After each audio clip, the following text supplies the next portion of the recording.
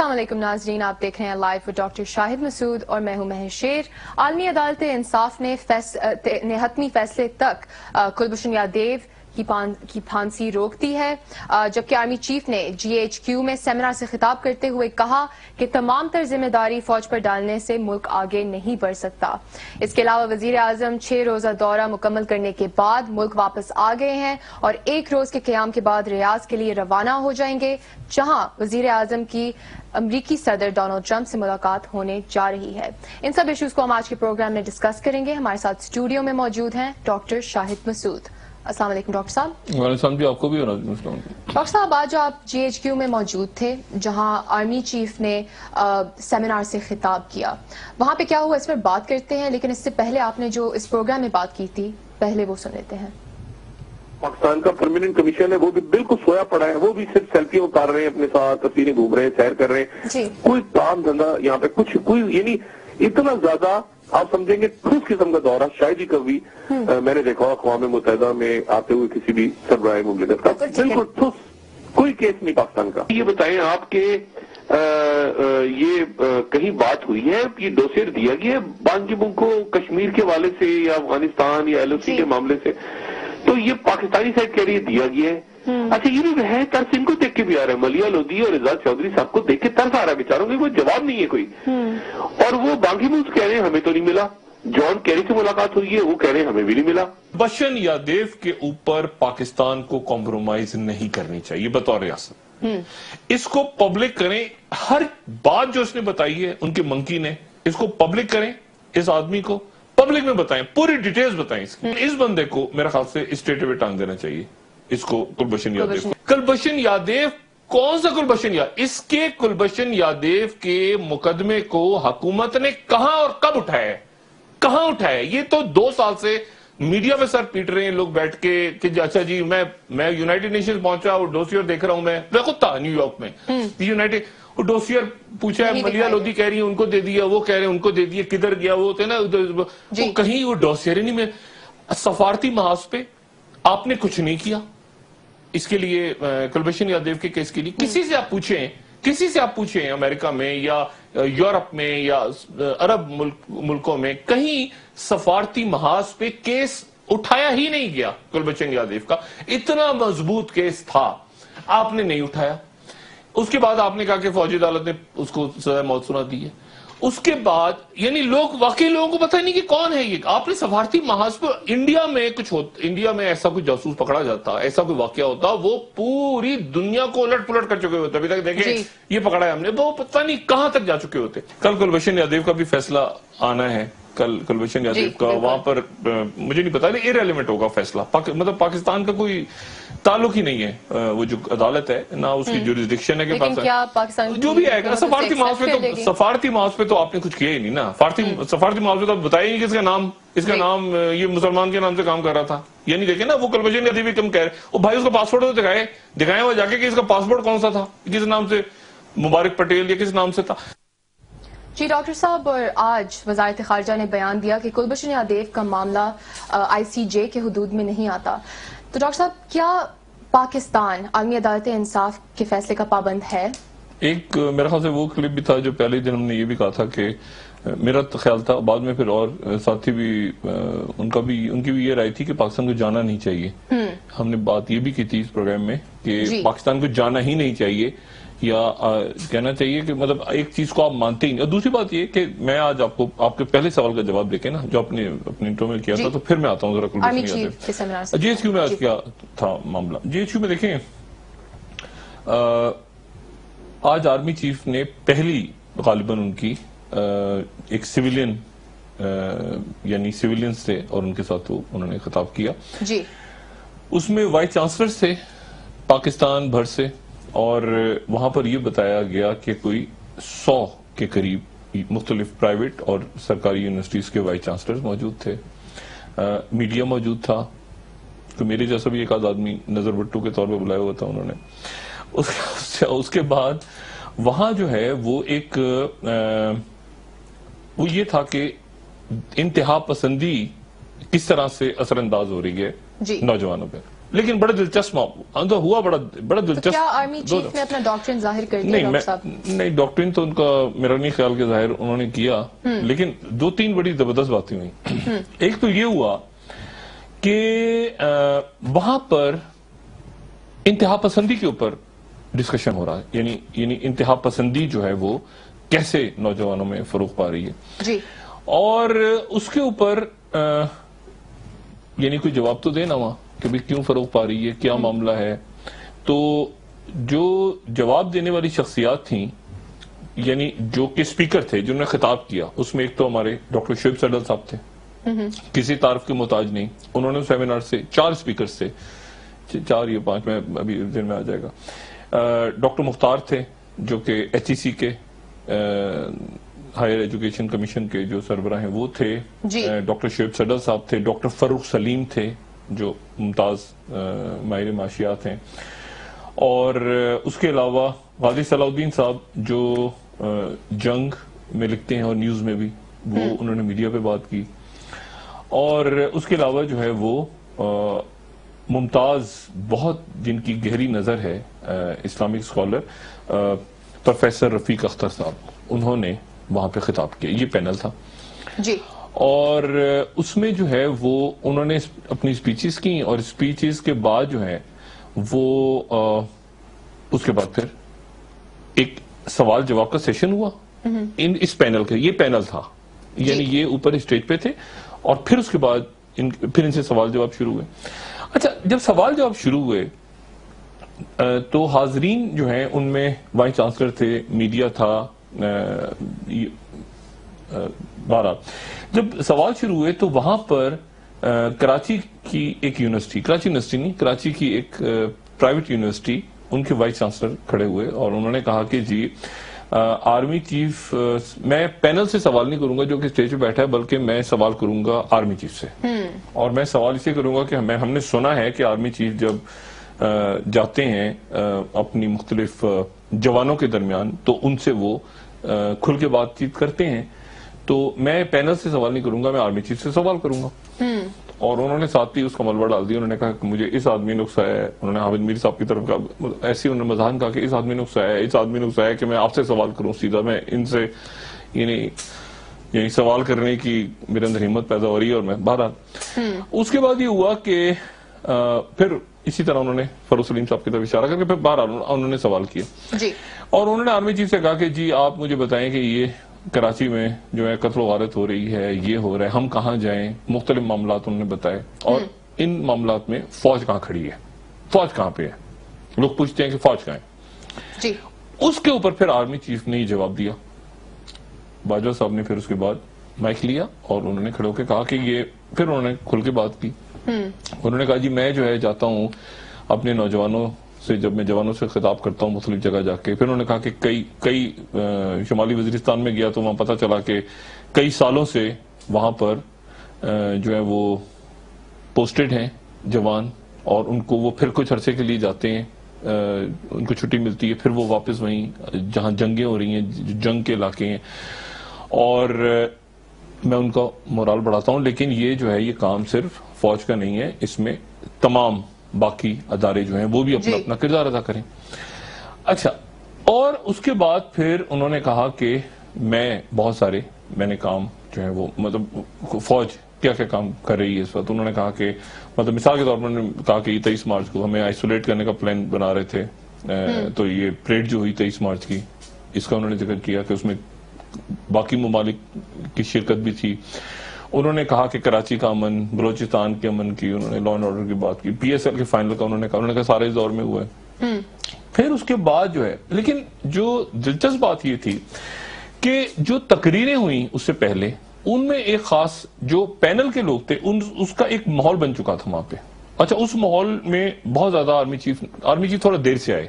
وہ جو تقریریں ہو چکی تھیں، یعنی ڈاکٹر شعیب صدر صاحب کی جو تقریر تھی، وہ تقریر یہ تھی GSQ میں، اور ان کی تقریر کے دوران جنرل بلال اکبر بھی موجود تھے، DG MI بھی تھے، باقی جو سینئر قیادت ہے DG MO بھی تھے، یہ سارے لوگ موجود تھے. شعیب صدر صاحب نے انتہا پسندی کو، بڑھتی ہوئی انتہا پسندی کی جو بنیادی ذمہ داری تھی، وہ انہوں نے کہا کہ ملک کے جو مختلف ادارے ہیں وہ ناکام ہو رہے ہیں اپنا کام کرنے میں. پولیس کی انہوں نے بات کی, پولیس آرڈر کی, اس کی انہوں نے کہا ادارے ناکام ہو رہے ہیں ایک ایک کر کے, جس کے نتیجے میں انتہا پسندی بڑھ رہی ہے. جی اچھا, انہوں نے بھی بہت زیادہ مذہب سے نہیں جوڑا. جی, ڈاکٹر شیر گورننس سے جوڑا کہ بری گورننس کے نتیجے میں یہ سارا معاملہ ایسے ہو رہا ہے. اس کے بعد یہی بات تقریباً ڈاکٹر فاروق سلیم صاحب نے کی. انہوں نے کہا جی یہ معیشت جو ہے پوری دنیا کے, انہوں نے کہا کہ کہیں ایسا نہیں ہو رہا, اب یہ فوج کے یہ اس کیوں میں ہو رہا ہے. تو فاروق سلیم صاحب نے کہا کہ جی کہیں ایسا نہیں ہو رہا دنیا میں جو تحقیقات ہیں کہ براہ راست انتہا پسندی مذہب کے ساتھ ہو, یہ براہ راست ہوتے ہیں واقعات لیکن براہ راست. انہوں نے کہا جی انتہا پسندی اس لیے بڑھ رہی ہے کہ وہاں پہ گورننس کے پرابلمز ہیں, کرپشن ہے. یہ خیر بات ساری ختم ہو گئی. لیکن یہ ہوا کہ پھر جب انٹریکٹیو سیشن ہو رہا تھا تو اس وقت میں نے جسارت کی کہ میں ایک سوال کر لوں پینل سے. تو پھر میں نے ایک سوال کیا اور میں نے وہاں پہ یہ سوال کیا. میرا سوال کے 2 حصے تھے میرے. ایک تو میں نے ڈاکٹر فاروق سلیم صاحب سے کہا, لیکن میں سوال ان سے کر رہا تھا لیکن میں چاہ رہا تھا کہ ذرا سنا دوسروں کو رہا تھا. سمجھ جائے نا بات, یعنی جو دوسرے بیٹھے ہوئے ہیں ارد گرد, اب میں مخاطب تو فاروق سلیم صاحب سے, لیکن باقی لوگوں کو میں ذرا سنا رہا ہوں دائیں بائیں. میں نے ان سے فاروق سلیم صاحب سے پوچھا کہ آپ یہ بتائیں کہ ملک میں بجلی نہ ہو, لوڈ شیڈنگ ہو رہی ہو, پی آئی اے کے ادارے تباہ ہو چکے ہوں, اس میں ہیروئن برآمد ہو رہی ہو, اسٹیل مل فروخت ہو جائے, مہنگائی عروج پہ ہو, کرپشن, لوٹ مار, گورننس ہونا, خارجہ پالیسی, داخلہ, اس ماحول میں جو نوجوان آئیں گے سامنے. اب تو دیکھیں نا میڈیکل کالج کی لڑکی پکڑی گئی داعش میں, اور وہ جو مشال خان کا واقعہ ہوا تو وہ تو مدارس ہے. تو میں نے کہا جی یہ بتائیں کہ یہ جو بیڈ گورننس ہے اور یہ سارا, کیا اس کا تعلق نہیں ہے انتہا پسندی سے؟ یہاں سارا کچھ تو ڈسکس ہو گیا کافی دیر سے, اور یہ تو 2001 سے ہم سنتے آ رہے ہیں کہ دہشت گردی کے خلاف وار آن ٹیرر کا منترا, اور یہ تو پٹی ہوئی کہانی ہے ہر دفعہ. مطلب یہ تو کتنی میرے خیال سے 50 کروڑ اس کے اوپر دنیا میں کانفرنس ہو چکی ہیں. لیکن میں نے یہ پوچھا پاکستان کے موجودہ حالات کے لحاظ سے کہ کیا اس کا بھی کوئی تعلق ہے کہ لوگ دہشت گردی کی طرف جو مائل ہو جاتے ہیں انتہا پسندی کی طرف. اور دوسرا جو ہے وہ میرا سوال تھا پروفیسر رفیق اختر صاحب سے, اور وہ سوال یہ تھا, میں نے کہا جی ذرا اس فرمان کے بارے میں بتائیے, آپ بہت بڑے اسلامک اسکالر ہیں اور بڑی گہری نظر ہے آپ کی معاملات پہ. جی آپ یہ بتائیے کہ یہ جو فرمان ہے اس کے بارے میں آپ کیا کہتے ہیں کہ اگر کسی برائی کو ہوتے ہوئے دیکھو اپنے سامنے اور طاقت ہو تو اس کو اپنے ہاتھ سے روکو, اور اگر ہاتھ سے نہیں روک سکتے تو اس کو زبان سے تو برا کہو, اور اگر زبان سے بھی برا نہیں کہہ سکتے تو دل میں برا سمجھو, لیکن یہ ایمان کی سب سے نچلی آخری سٹیج ہے, آخری سطح ہے. اچھا, اب اس کے اوپر ڈاکٹر فاروق سلیم صاحب نے تو کلیئر کیا بالکل وہی. انہوں نے کہا کہ معیشت کے ساتھ بالکل اگر کرپشن ہوگی, گورننس نہیں ہوگی, یہ سارا یہ جی ایس کیو میں ڈسکس ہوا. کوئی حکومتی شخصیت وہاں پہ نہیں تھی. مطلب میری خواہش تھی کہ وہاں انٹیریئر منسٹر ہوتے, کیونکہ یہ سوالات کا جواب تو براہ راست ان سے بنتا ہے نا کہ انتہا پسندی ملک میں بڑھ رہی ہے, تو کم سے کم نیشنل سیکورٹی ایڈوائزر ہوتے, وہ بھی نہیں تھے اتفاق سے.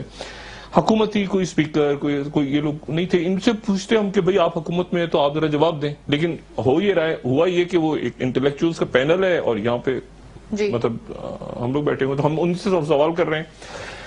اچھا, لیکن یہ ہوا کہ پروفیسر رفیق اختر صاحب نے کہا کہ تمام ریاستی اداروں کو, ان کو سب کو, آرمی کو, فوج کو, سب کو جو ہے وہ اپنے اپنے اس میں کرنا چاہیے رول پلے, اور کوئی انارکی کی طرف نہیں جانا چاہیے. اور پھر انہوں نے مسلم ہسٹری کے اوپر بھی بات کی اور بڑی عمدہ انہوں نے دلائل کے ساتھ بات کی.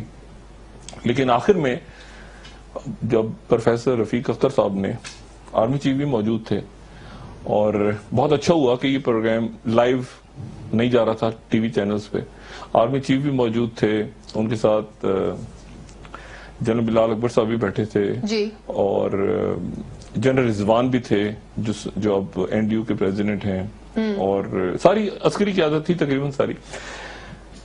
پروفیسر رفیق اختر صاحب نے اپنی گفتگو کا اختتام اس بات پہ کیا, انہوں نے کہا کہ بالکل ایسے ہونا چاہیے. پھر آخر میں پروفیسر رفیق اختر صاحب کہتے ہیں لیکن میں آپ کو ایک بات بتا دوں, یہ نواز شریف کا خلیفہ نہیں ہے. اچھا, اب ایک دم سے ایک خاموشی چھا گئی. GHQ میں خاموش, کیونکہ نواز شریف کو خلیفہ نہیں ہے, اور خلیفہ ہے بھی تو اس کی خلافت جانے والی ہے, یہ اپنے آپ کو خلیفہ سمجھتا بھی ہے. تو ایک سناٹا, ایک خاموشی چھا گئی, اور اس کے بعد سوال جواب ختم ہوئے میرے سوال پہ, اور ہٹو بچو میں تو نکلا چلا. لیکن ایک بات جو بڑی کلیئر ہوئی وہاں پہ, وہ یہ کلیئر ہوئی کہ وہاں پر GHQ میں ڈاکٹر شعیب صدر صاحب کی گفتگو سے لے کے جو سپیکرز تھے سارے, وہ تمام کے تمام, یعنی ظاہر ہے کہ جو بات کی جنرل قمر باجوہ صاحب نے, وہ تو ان کی سپیچ, اچھا پھر اس سوال کا جواب دیکھے, پھر انہوں نے سپیچ بھی کی بڑے نپت والے انداز میں, انہوں نے کہا کہ یہ اس طرح سے ٹیررزم کا ہے اور فوج کا مورال اور یہ, اور لیکن انہوں نے جو وہاں پر ماحول تھا نا, یعنی شعیب صدر صاحب کی سپیچ پوری اداروں کی تباہی کا نوحہ تھی. ملک میں جو ریاستی ادارے, جو جوڈیشل سسٹم, جو پولیس کا نظام, جو مطلب انہوں نے, وہ چارج شیٹ تھی. جو تقاریر ہوئی وہاں پہ آرمی چیف کے علاوہ, جو پینل میں سے جس آدمی نے تقریر کی, یا غازی صلاح الدین صاحب تھوڑے سے ذرا وہ, لیکن جس کسی نے تقریر کی, وہ ایک طرح سے چارج شیٹ تھی اس پورے سسٹم کے اوپر کہ یہاں پر کیا ہو رہا ہے. رفیق اختر صاحب نے ظاہر ہے کہ بات کی اسلام کے حوالے سے, انہوں نے کلیئرٹی دی کہ اسلام میں تو کوئی اس کا تعلق نہیں ہے, انتہا پسندی اور, لیکن جو فاروق سلیم صاحب اور شعیب صدر صاحب نے وہاں پہ کمپلیٹ چارٹ شیٹ تھی کہ یہ گورننس, یہ جو اداروں کی تباہی اور کرپشن اور لوٹ مار اور منی لانڈرنگ اور پورے اسٹیٹسٹکس کے ساتھ. تو یہ بات بڑی انٹرسٹنگ تھی کہ وہاں پر جو ہے وہ, اچھا میں نے ذرا دیکھا کہ دائیں بائیں میرے کون کون سے کچھ کرسیوں پہ نام لگے ہوئے تھے, تو ایک کرسی مجھے خالی نظر آئی, وہ کرسی تھی چیئرمین پیمرا کی. یعنی وہ سیٹ, میں نے کہا چیئرمین پیمرا کو یہاں بلایا گیا تھا ایز اے, یعنی ایک ریاستی ادارہ ہے نا, وہ کہتے بھی رہتے ہیں اکثر کہ میں آرمی چیف سے مدد مانگتا ہوں, میرے ساتھ ظلم ہو رہا ہے, اب سارا عالم کہتے رہتے ہیں.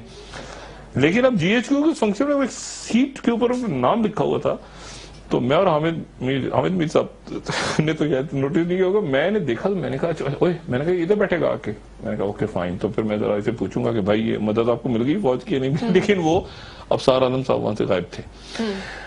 تو ایک بات طے ہے کہ ملک کے جو معاملات ہیں, یہ نہیں ہے کہ کوئی فوج کوئی آ کے جو ہے وہ اس کے اوپر خدا نخواستہ کوئی ماشاء اللہ یا کوئی نہ یہ حل ہے مسائل کا, لیکن یہ مکمل طور پہ وہاں ادراک ہے, کیونکہ وہاں جو باتیں ہوئیں, جو خطاب ہوئے وہاں پہ, وہ خطاب ایسے تھے آرمی چیف کی گفتگو کے علاوہ, جو اس پورے سسٹم پہ ایک خوفناک چارج شیٹ تھی, خوفناک چارج شیٹ. ڈاکٹر صاحب لیکن آرمی چیف نے جو بیان دیا خطاب کرتے ہوئے کہ تمام تر ذمہ داری اگر فوج پر ڈالی گئی, وہ خطاب میں نہیں, وہ خطاب میں بھی شاید ہو, لیکن وہ انہوں نے جواب میں بھی کہا, اسٹیٹمنٹ نہیں, وہ جو جواب دیا نا انہوں نے وائس چانسلر کے سوال کا, اس میں انہوں نے کہا کہ ہر کام فوج ہی کرے, باقی اداروں کی بھی تو ذمہ داری ہے, باقی ادارے بھی تو. اور دیکھیں اب اگر اب جہاز میں, مجھے آپ یہ بتائیں نا, جہاز کے اندر سے اگر PIE کے جہاز میں ہیروئن نکلاتی ہے, دیکھیں نا PIE کے جہاز میں ہیروئن نکلاتی ہے, تو اس میں فوج کا, ان کا ایک پوائنٹ آف ویو تو دیکھیں نا, وہ اس میں فوج کیا کرے گی بھائی. اسٹیٹ بینک کے اگر یہ GIT بن گئی, اور GIT کے اندر بندے جو ہیں وہ زبردست ہو گئے, یا ان کو وہ اثر ان کے اوپر ڈالا جا رہا ہے, یا باقی اور معاملات ہیں, یا دیکھیں نا لوگ ضمانتیں لے رہے ہیں, تو اس کے اندر اب فوج یا تو سارے کے سارے یہ مقدمات جتنے ہیں یہ سارے کے سارے فوجی عدالتوں میں چلے جائیں, فوجی عدالتوں میں چلے جائیں, اور یا یہ ہے کہ کوئی, یعنی ایک دیکھیں ایک پورا نظام کا ڈھانچہ گر رہا ہے آج تو بالکل ایسا. اور یہ جو فیلنگ ہوتی ہے نا آپ کو کہ یہ سویلین یہ فوج, وہ بالکل ختم, بالکل آپ کو یہ فیل ہو رہا تھا کہ یار وہی جو آپ سوچ رہے ہیں وہی دوسرے بھی سوچ رہے ہیں, وہ کہہ نہیں پا رہے, ہم لوگ کہہ دیتے ہیں ایز اے سویلین, ہم لوگ اپنا غصہ نکال دیتے ہیں کہ جی بجلی نہیں ہے, گیس نہیں ہے, مہنگائی, چوری چکاری, لوٹ مار, کس قسم کے یہ بدماشیاں بیٹھی ہوئی آ کے, وہ کہہ نہیں پا رہے. لیکن وہ جو باتیں ہوئی وہاں پہ وہ ساری کی ساری وہی تھیں جو میرے خیال سے ہم لوگ باہر سوچتے ہیں بیٹھ کے. اور مجھے اس بات کا بھی مکمل طور پہ آج یعنی تقریباً مجھے یقین ہو کہ آرمی چیف کو اس بات کا بھی احساس, انہوں نے جو بات کی نا کہ میرے بیٹے نے کہا, انہوں نے ان کے صاحبزادے میں تشریف لائے ینگ سے, یہ جو بیٹھے ہیں نا یہ جو کونے میں سوٹ کے اندر, یہ ان کے صاحبزادے, تو انہوں نے کہا کہ یہ میرے صاحبزادے جو ہیں یہ اب جو نظر آ رہے ہیں, تو انہوں نے کہا کہ میرے صاحبزادے ہیں یہ, انہوں نے پہلے کہا کہ آپ نے ایک غلط فیصلہ کیا تھا جو کہ مقبول تھا, لیکن پھر ایک آپ نے غیر مقبول درست فیصلہ کیا. تو ان کا یہ تھا کہ نوجوان جو ہیں وہ کتنے جو ہیں وہ ایکٹیو ہیں اور کتنے جو ہیں وہ معاملات پہ نظر رکھتے ہیں.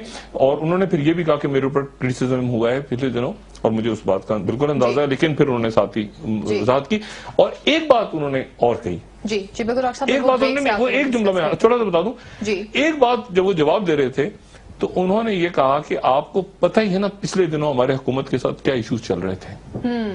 یہ کہہ کے وہ انہوں نے گفتگو اپنی کنٹینیو کی. جی, آپ کو پتہ ہی ہے نا کہ پچھلے دنوں ہمارے حکومت کے ساتھ کیا ایشوز چل رہے تھے. اب حکومت کے ساتھ کیا ایشوز چل رہے تھے, میں وہ چونکہ ٹائم نہیں ملا ورنہ ہم پوچھتے کہ کون سے ایشوز چل رہے تھے, لیکن یقیناً ان کا اشارہ میرے خیال سے ڈان لیکس کے دوران جو بحران پیدا ہوا اس کی طرف تھا. اور انہوں نے کہا کہ, اور ان کو دوسری بات یہ کہ وہ بہت زیادہ پر امید تھے غالباً اس فیصلے کے حوالے سے, کیونکہ فیصلہ انہوں نے جب کہا نا کہ وکیل بھی میں نے, وکیل تک یہ کلبھشن یادیو کا میں نے ارینج کیا, ہم نے ارینج کیا. دیکھیں یہ کتنی عجیب بات ہے کہ انہوں نے کہا کہ ہم نے ارینج کیا وکیل. یعنی اب یہاں سوال ہی پیدا ہوتا ہے, اس سے قطع نظر کے کیس ہارا ہے پاکستان, جیتا ہے اسے بعد میں کہ حکومت نے وکیل نہیں کیا. دیکھیں بڑی عجیب بات ہے. بالکل, اگر آرمی چیف یہ کہہ رہے ہیں کہ وکیل ہم نے ارینج کیا ہے کلبھشن یادیو کے لیے, تو پھر اس کا مطلب یہ ہے کہ یہ تو بہت ہی عجیب بات ہوئی نا. تو پھر حکومت وکیل بھی نہیں بھیج رہی تھی وہاں پہ, کیس ہارنا جیتنا تو الگ بات ہے. اور پھر یہ جنڈال اور یہ کیس کیسے ہارے ہیں اور کیا ہوا ہے, آپ ذرا بریک لیں. مگر دیکھیں یہ انہوں نے بات کہی وہاں پہ کہ وکیل بھی ہم نے ارینج کیا, اور پھر اس کے بعد انہوں نے پھر ان کو احساس غالباً ہوا کہ مطلب, لیکن وہ مطلب ایک اس میں تھے کہ اب ذرا بریک لیں. جی بالکل ڈاکٹر صاحب, اس پر ہم ڈسکشن جاری رکھتے ہیں. ناظرین ہمارے ساتھ رہیے, بریک سے آ کر ہم ڈسکس کریں گے کہ عالمی عدالت انصاف نے حتمی فیصلے تک کلبھشن یادیو کی پھانسی روک دی ہے. کیا پاکستان عالمی عدالت انصاف کے فیصلے کا پابند ہے, اس پر ہم بات کریں گے. ہمارے ساتھ رہیے. ویلکم بیک ناظرین. جی ڈاکٹر صاحب, کلبھشن یادیو کا جو کیس ہے عالمی عدالت انصاف میں, پاکستان اس کیس کے فیصلے کی پابند ہے؟ دیکھیں سب سے پہلے تو اس پہ دیکھیں, میاں وزیر اعظم صاحب ہمارے تو ہے نا, وہ تو ایک انتہائی احترام کے ساتھ ایک ٹھنڈ پروگرام ہے, مطلب ان کے تو کوئی صحت پہ اثر نہیں پڑتا. وزیر خارجہ بناؤ قوم چیخے جا رہی ہے, وہ نہیں بنائے. کہیں بجلی پاکستان میں ہونی چاہیے, نہیں آ رہی, وہ کہہ رہے ہیں. مطلب وہ وزیر پرائم منسٹر صاحب سے اب کہنا ہی یہ حاصل ہے, کیونکہ ان سے کہنا ہی بیکار ہے نا کہ آپ ایک وزیر خارجہ بنا دیں, کوئی پالیسی, کوئی کلبھشن یادیو کے اوپر. اب وہ معاملات ایسے ہیں کہ جس کے اوپر میرا خیال ہے کہ اب اس پہ وقت ضائع کرنے والی بات ہے. انہوں نے ایک چیز نہیں کرنی, انہوں نے ضد پکڑ لی ہے تو بس پکڑ لی ہے. انڈین ہائی کمیشن کو بھی غالباً یہ نہیں پتا تھا کہ سجن جنڈال کیوں آئے پاکستان. آپ کمال دیکھیں, وہ اتنا خفیہ دورہ تھا کہ انڈین ہائی کمیشن وہ پتہ نہیں اس کو پاسپورٹ پہ کیسے ویزا, کون سا ویزا کیسے اترا ہے, کس نے دیا ہے. جو میری سورسز ہیں وہ کہہ رہی ہیں کہ بتایا ہے انہوں نے انڈین ہائی کمیشن کے حوالے سے کہ وہ انڈین ہائی کمیشن کو بھی نہیں پتا تھا غالباً کہ یہ بندہ یہاں پر آیا, ان کو بھی میڈیا سے پتا چلا. اب وہ کیوں آیا ہے سجن جنڈال, کیا میسج لے کر آیا ہے, اور اس کے نتیجے میں ان کو یقیناً پہلے سے فیصلے کا بھی پتا تھا.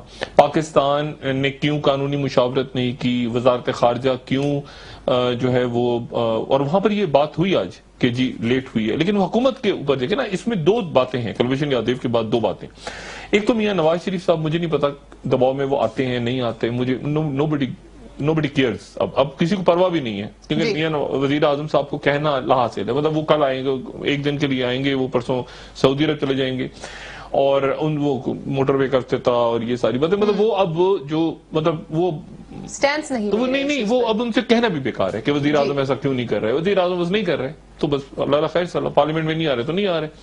تو مطلب ہے کہ وہ اب بہرحال. لیکن اس کے نتیجے میں جو ایک بات بہت عام ہے وہ یہ ہے کہ عسکری قیادت کے اوپر دباؤ بڑھے گا, کیونکہ یہ جو بالکل بڑھے گا. اس کی وجہ یہ ہے کہ یہ جو کلبھشن یادیو تھا, یہ کلبھشن یادیو کو فوج نے پکڑا تھا. اس کو پنجاب پولیس نے تو نہیں پکڑا تھا نا. جی, پنجاب پولیس تو ہو سکتا ہے فوجی عدالت میں فوج نے پکڑا تھا.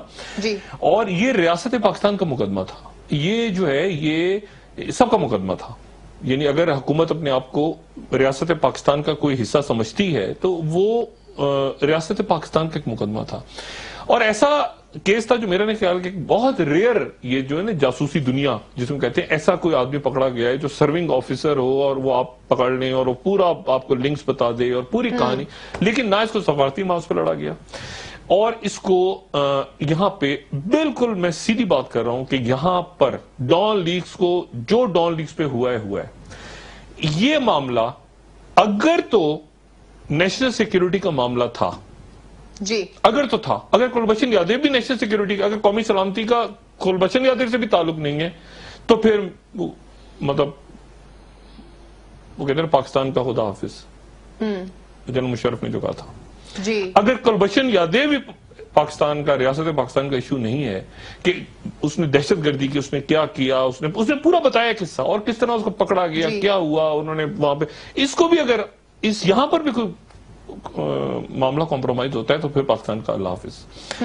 بات یہ ہے کہ اس کو سفارتی محاذ پہ نہیں لڑا گیا، ٹھیک ہے، اور وزارت خارجہ، اب وزارت خارجہ نفیس زکریا صاحب تو کیا کریں، دیکھیں نا وہ کیا کریں، اچھے ڈپلومیٹس بیٹھ کے کیا کریں، سفیر کیا کریں، یعنی وہ سفیر جو ہیں وہ مختلف ممالک میں اچھے زبردست آپ کے سفیر ہیں، مگر وہ کیا کریں اگر وزیر خارجہ ان کے ہیں ہی نہیں کوئی، اور ہیں تو ایک طارق آدمی صاحب چلے گئے، ایک سرتاج عزیز صاحب خدا جانے کیا ہے ان کا معاملہ، اور مطلب ہے کہ مطلب گزر پہ، تو ایک تو عسکری جو قیادت ہے اس کے اوپر دباؤ آئے گا، اس کے اوپر، کیونکہ وہ آج پہلے ہی تھا، اس فیصلے کے آنے سے پہلے ہی وہ ایک یہ ڈان لیگز کے حوالے سے وہ اس سے ایک جان چھوڑا کے آگے جانا چاہ رہی ہے عسکری قیادت کے، آگے ملک کو چلنے لے کے، اور نیشنل ایکشن پلان کا ذکر ہوا وہاں پر ڈاکٹر شعیب صدر صاحب نے بھی ذکر کیا، فاروق سلیم صاححب نے بھی ذکر کیا، تمام لوگوں کے سامنے کہ یہ ملک کے اندر انتہا پسندی اور یہ نیشنل ایکشن پلان کے اندر یہ چیزیں نہیں پوری ہوئیں، یہ چیزیں پوری نہیں ہوئیں، انہوں نے کہا 3 باتیں جو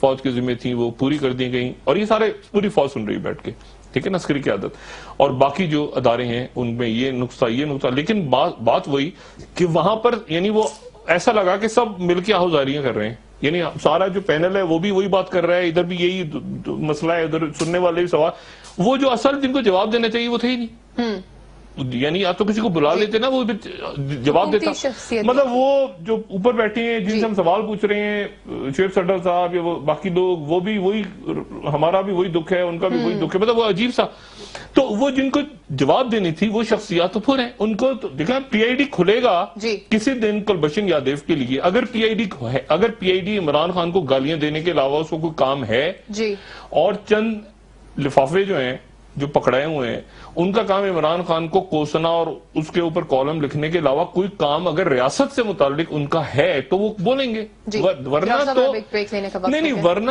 دیکھیں، اور جو دباؤ میں آپ سے کہہ رہا ہوں نا، یہ دباؤ عسکری قیادت پہ پہلے سے موجود، اب مزید کے آپ نے 1 منٹ ذرا فوجی ادارے سے سزا سنائیے نا، آپ نے عسکری اداروں نے پکڑا ہے، اب میاں نواز شریف صاحب کو کون جا کے، پھر یہ دوسرا ڈان لیگز 2 آ گیا، پھر اس کے ساتھ اب شکیل آفریدی، ڈونلڈ ٹرمپ نے اپنی انتخابی مہم میں کہا تھا، یہ دیکھیں میں نے بہت دن پہلے کی تھی، اب تو پبلک سب سے پہلے بات کی تھی کہ میاں نواز شریف صاحب سے، ایک تو میاں نواز شریف صاحب ڈونلڈ ٹرمپ سے ملنے جا رہے ہیں سعودی عرب، دوسری بات یہ کہ شکیل آفریدی صاحب کا 25 تاریخ کو کس حیثیت میں اسحاق ڈار صاحب کہہ کر آگئے این ایس اے سے کہ میں ڈیلیور کروں گا، اور ڈونلڈ ٹرمپ اپنی انتخابی مہم میں کہہ چکا ہے کہ میں جب چاہوں 2 منٹ میں شکیل آفریدی کو پاکستان سے لے کر آ سکتا ہوں، دیکھیں نا یہ ڈونلڈ ٹرمپ کہہ چکے ہیں،